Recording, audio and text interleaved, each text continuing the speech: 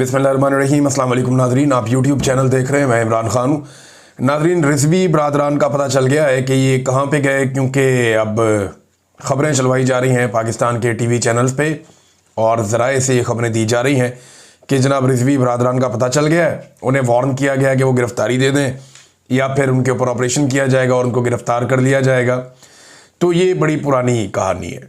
ये साफ साफ और सीधी सीधी बात यह है कि रिजवी बरादरान जो है वो एजेंसियों की तहवील में नॉर्मली ऐसे ही होता है। अब वो ज़ख्मी है या ठीक है या वो सलामत हैं या क्या मामला है, ये भी नहीं पता, लेकिन ये ज़रूर है कि ये एजेंसियों की कंट्रोल है मामला। और अब फैसला किया गया है कि उन्हें पुलिस की हिरासत में दे दिया जाएगा या पुलिस जो है वो उनकी गिरफ्तारी डाल देगी। सादी बात ये है और ये सब जानते हैं, कोई ढकी छुपी बात नहीं है। ये कहना बहुत मुश्किल है लेकिन ये हकीकत है, फैक्ट है, इसे हम भाग नहीं सकते। कल एक सीनियर जर्नलिस्ट कह भी रहे थे कि एक भाई भाग गया और दूसरा जो है वो एजेंसियों की तहवील में है।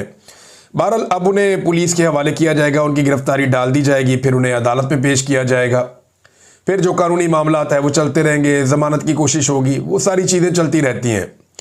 लेकिन असल मामला ये है कि मामला क्या तय हुआ, यानी अगर ये एजेंसियों की हिरासत में है, दोनों भाई या दोनों में से एक भी, तो मामला क्या तय हुआ और किन शराइत के ऊपर चीज़ें आगे बढ़ रही हैं। नॉर्मली ये जो एजेंसियां दबाव डालती हैं और लोग बाहर आकर ये कहते हैं जी हम तो शुमाली इलाका जात में चले गए थे। कुछ लोग ये कहते हैं कि वो अभी गिरफ्तार हुए हैं। यानी आपको याद होगा इंतज़ार पंचुता साहब जो थे, उन्हें एजेंसियां उठाकर ले गई थी और बाद में वो एक वकूआ बना के उनको बाजियाब करवा लिया गया। फिर आपको याद होगा कि अहमद नूरानी के दो भाइयों के साथ क्या हुआ था। एजेंसियां उन्हें उठाकर ले गई थी और बाद में उन दोनों भाइयों को जो है वो कच्चे के डाकुओं से रिकवर कर लिया गया था। अब यहाँ पे भी एक ऐसी कोई सूरत हाल बनाई जाएगी, वकूआ किया जाएगा या ये बताया जाएगा कि उन्होंने गिरफ्तारी दे दी है, या ये बताया जाएगा कि एक इतनी पार्टी है उनकी, वहाँ पे और लोग भी हैं।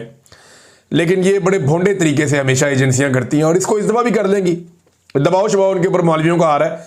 आहिस्ता आहिस्ता लोग जागना शुरू हो गए हैं, बात करना शुरू हो गए हैं कि मुरीद के अंदर जुल्म किया आपने, आपको ये नहीं करना चाहिए था। अगर एक पॉलिटिकल पार्टी या ये एक जिस तरीके से तरीके लब्बैक की सियासत थी, उससे तो बहुत लोगों को इख्तलाफ है, मुझे भी है, लेकिन बात यह है कि ये कोई तरीका तो नहीं है कि आप घेर घार के चारों तरफ से और गोलियां चलाना शुरू कर दें और इंसानों का कत्लेआम कर दें। अब जो लोग मारे गए हैं वो वापस तो नहीं आ सकते। अब उनकी फैमिलीज को जो तकलीफ है, जो कर्ब है, वो उसका कौन मुदावा करेगा।